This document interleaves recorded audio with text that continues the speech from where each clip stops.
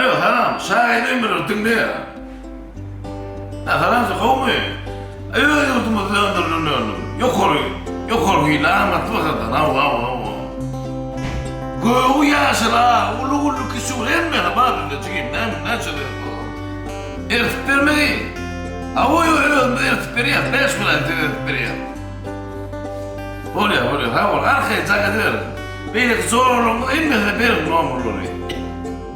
Komşuluğumda inmedi. Arkaya. Oluyor ha oğlum oluyor. Etti onu. Arkayı hiç sevmem ben onu.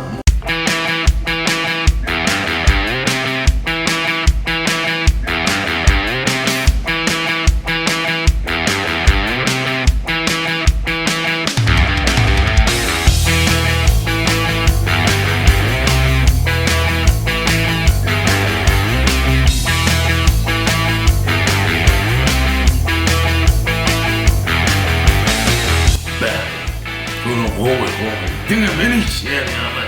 Dinge zangı. Yürü zangı yaptı. Yemek nakale diye. Her kim kabul edecek diye de o. Ben hava olma. Bu diye. Şahir öyme. Tanrımda koyma. Alo. Şahir öyme diye. Kavga.